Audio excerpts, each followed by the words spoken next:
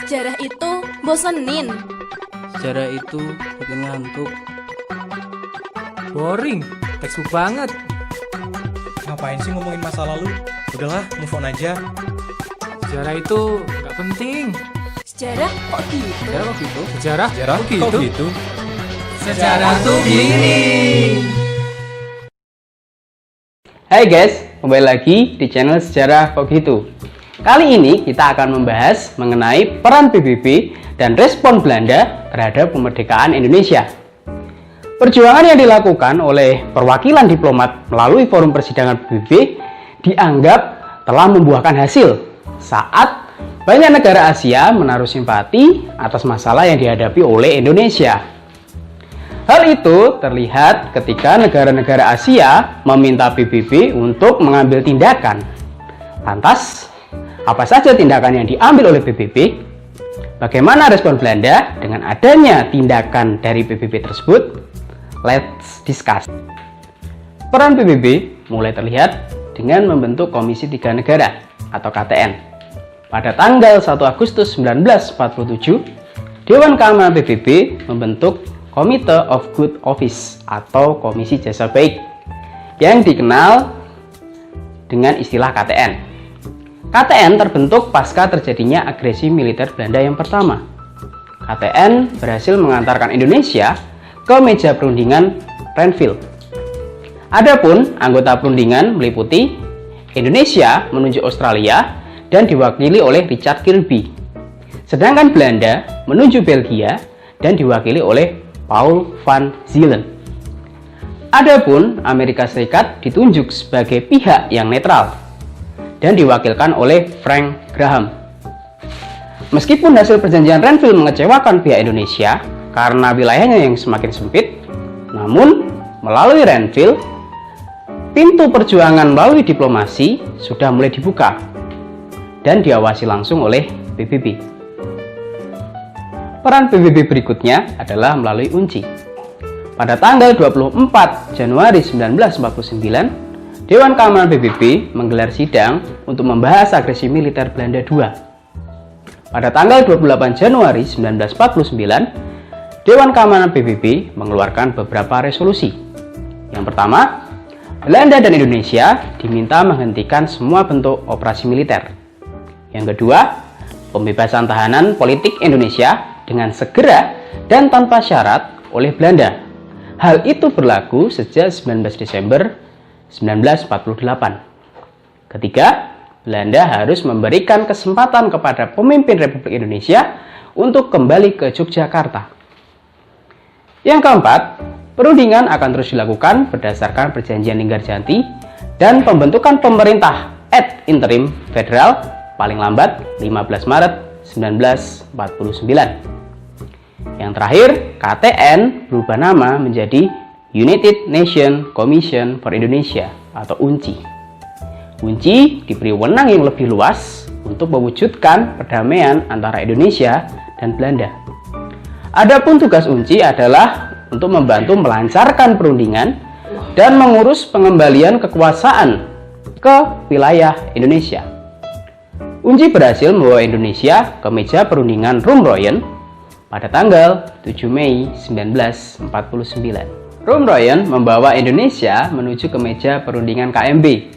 Namun sebelumnya telah diadakan Konferensi Inter-Indonesia atau KII sebanyak 2 kali. KII pertama terjadi pada tanggal 19 sampai 22 Juli 1949, dipimpin oleh Dr. Andes Muhammad Hatta di Yogyakarta.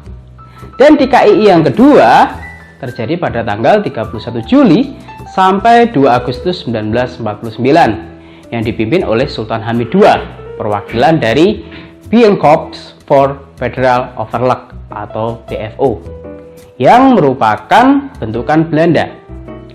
KII sendiri merupakan usaha Indonesia dalam menghadapi negara boneka bentukan Belanda. KII bermanfaat untuk menyiapkan bekal menghadapi Belanda di dalam konferensi meja bundar atau KMB. KMB dilaksanakan di Den Haag, Belanda pada tanggal 27 Agustus 1949 sampai tanggal 2 November 1949. sidang KAMB dipimpin langsung oleh Perdana Menteri Belanda, Willem Drees. J.V. Marsseven menjadi pimpinan perwakilan dari Belanda. Dr. Andes Muhammad Hatta menjadi pimpinan perwakilan dari Indonesia.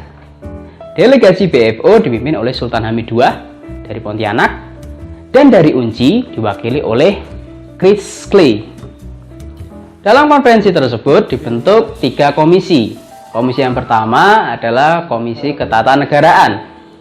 Komisi yang kedua itu adalah Komisi Keuangan. Dan yang ketiga adalah Komisi Militer.